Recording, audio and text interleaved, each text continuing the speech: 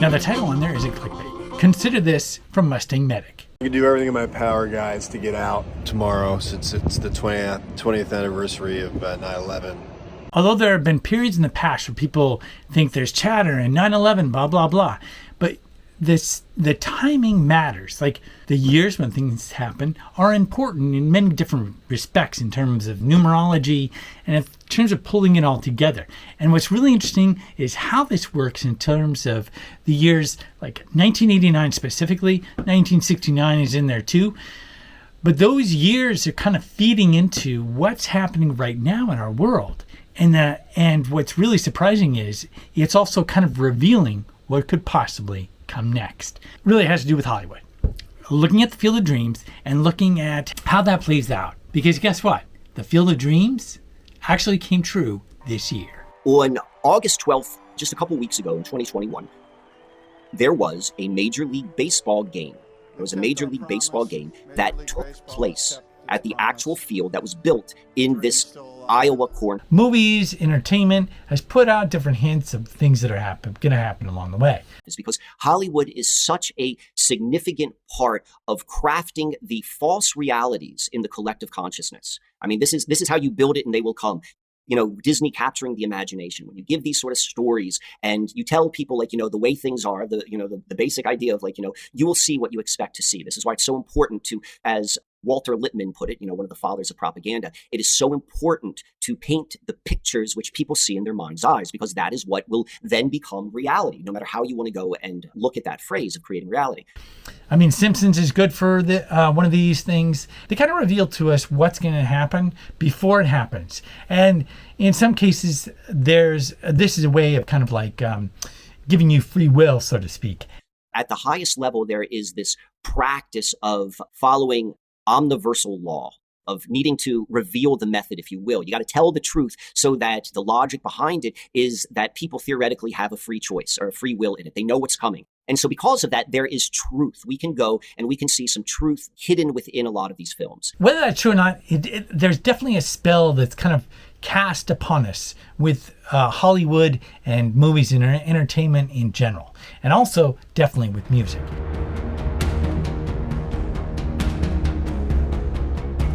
In the past, things were a little more hidden, and now it's really, really obvious.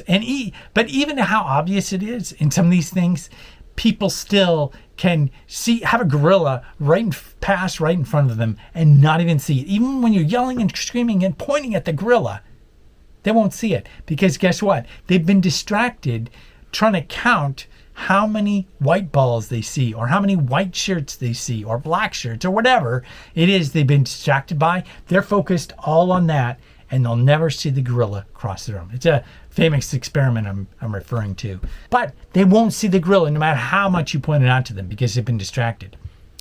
But it's gone into their subconscious. And that's what movies do. They settle into our subconscious, and all that kind of goes in the background, and it affects us in a big way. Now, 9/11 itself, what it did is it produced a huge shock factor on steroids. It produced a shock to the American system. So much so you had the Patriot Act and all the things that followed that they wanted to have happen, wars that were then initiated and so on. So all this happened from a shock to the system. So if they want events to occur, if they're going to have a shock level of like 9/11 or what just happened in 2020, it's going to have to be really big. Devolution, the theory behind it is Trump essentially, he devolved his authority to smaller, located across the country groups. I think it's the Special Operations Forces, but they're the ones that are manning what I call the mission essential functions. They're keeping America safe from, anything incredibly disastrous happening. But up until something like that crosses that line, they don't really interfere. Up until something like that crosses that line, they don't really interfere. Up until something like that crosses that line, they don't really interfere. What's the big thing that could happen next that hasn't been played just yet? I think it's kind of obvious. But regardless, you have to do your own homework, obviously.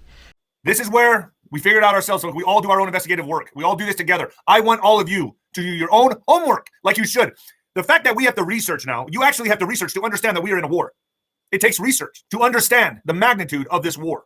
So the whole idea is watch out for this weekend, because there are things that have tied together in the past and revealed to us the flavor of what could happen. They don't, in some cases, we may see the exact thing that's going to happen. The Simpsons have certainly been known to do that. In our collective consciousness, we have it there. And in some cases, some people actually pull through their subconscious and pull out what they think is going to happen. Now, some people have seen some things that are not good at all. I'm not even going to go there because I think it actually feeds into that.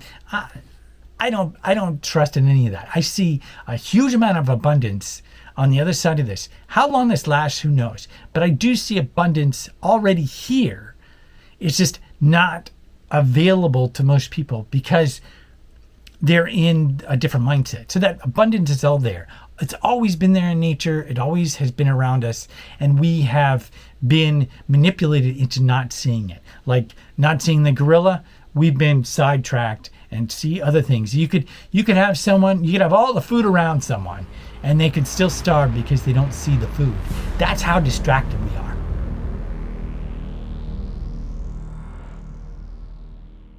It now appears that Tony Fauci was lying under oath. According to Richard Ebright, quote, the documents make it clear that assertions by the NHS director Francis Collins and Anthony Fauci that the NIH did not support gain-of-function research of potential pandemic pathogen enhancement and the Wuhan and are untruthful, I should say. And when you look at what has gone before, it's not necessarily of serious benefit to a lot of people on the planet. And what's exciting is we have a chance right now, today, you and I have a chance to basically rebuild from those ashes that are already starting to smolder. I keep going back to the William Gibson quote, which says, the future is here, it's just not evenly distributed. And that's true for what's happening now, for sure, because you see smoldering remains of some cities and the destruction that's already happened there and the homelessness and so on. And that destruction is very real. And in other places that hasn't happened. So it's not a blanket thing that can happen. It provokes a lot of fear and people see the world go in this upheaval. But if you understand this upheaval is not a random event, it's a required event to build another civilization, but not on the existing foundation of the one we have, because that's where the problems come from. So when you look out at the world and you go chaos, and a lot of people are like, oh my God, the world I know, the world I know is disappearing. I have to say this very seriously. Thank God, because if you look out the window and everything stayed the same, that says, man, we are going to go into that extinction even faster. Mm-hmm. So chaos is a very positive sign because it says we are moving out of an existing system that is causing a problem, and in the process creating a new system that will allow us to thrive into the future. Absolutely. No. In the end, though, I agree that you have to look the dragon in the eye and not blink. Maybe we need to do something different to get a different outcome. And if acquiescing to power is the way we got into this mess, then not acquiescing to power has got to be the way we get out of it. But people will have to make those choices. I've made mine. I'll look this dragon in the eye and I ain't gonna blink. Now, what they will do, I don't know. Watch out this weekend. Be safe. I have a note to my subscribers, and it's this. My sister actually, she did truck driving for over 10 years, no accidents. We're talking, semis, wintertime, double loads across the country. Although there are very many conversations we had about our truck driving, one of the things that I always keep coming back to, especially when I'm on the road, is the idea of rubberneckers. When you see an accident, you can't help but look at it. And all those people that look at an accident on the other side of the highway, that's all backed up. You're on the side of the highway, let's say it's a clear path, nothing's going on, but on the other side of the highway, there's an accident, and you can't help but look at the accident. And because you look at the accident, you slow everybody else down on this side and have the potential to actually cause an accident on this side, even though there's nothing else going on. That's exactly what I see going on right now. Everybody is looking at doom and gloom, the accident that's right there. There's all this doom and gloom, doom and gloom, doom and gloom, doom and gloom. All this doom and gloom. And we're all being rubberneckers. And we're focusing all our energy on that. But the thing of it is, all we have to do, we don't have to ignore what's going on. Just glance, okay, I see that. Go where you want to go. Okay? Don't be a rubbernecker. If you're the race car drivers, they say, okay, you're driving along this race car, and if you start to spin out of control, you physically need to turn your head towards the place where you want to go. You're not going to keep your view on crashing into the wall or whatever you might hit. You turn your head this way. And by turning your head this way and your attention moves from this wall over here, your attention moves from the wall to where you want to go. And by doing that, your hands and all your reactionary abilities go to the direction you want to go, and you don't have an accident. Now going forward, although I might hint at certain things here and there, I'm done with the doom and gloom. Nature, the universe, God, whatever great spirit, however you want to name it, gives us abundance. So I want to just turn my attention and my head away from the wall and go towards that abundance. I believe we are building a parallel society, a parallel economy, and I believe we are actually rebuilding. Right now as we speak, we are building what is yet to come. It's already here. It's already being built. You can be a part of it, or you can just watch the doom and gloom and get wrapped in it. And possibly, all that attention that you have actually increases the likelihood of more doom and gloom. So don't ignore it, but don't put all your energy to it either. Stop watching those videos. See what's going on. Okay, I see it. Maybe I have some travel plans and it's 9/11, 20th anniversary 9/11. Maybe I don't go certain places because of that. Or maybe I don't go to major cities. Anything like that, it might be a good idea to maybe stay home and just chill. So those are my thoughts on the matter. And the last thing I want to leave you with is this video from Ronald Reagan. But I do find it interesting that in 1989, Ronald Reagan was stepping down and George H.W. Bush was stepping up as president. Now, Ronald Reagan didn't have this speech in 1989.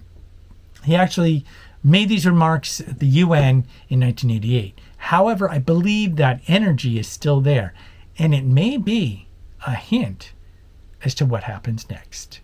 Check it out. So I leave you with that. Thanks a lot for watching.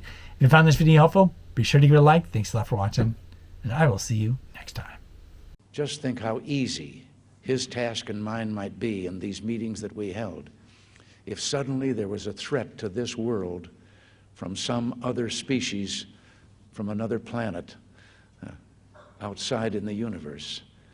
We'd forget all the little local differences that we have between our countries, and we would find out once and for all that we really are all human beings here on this earth together.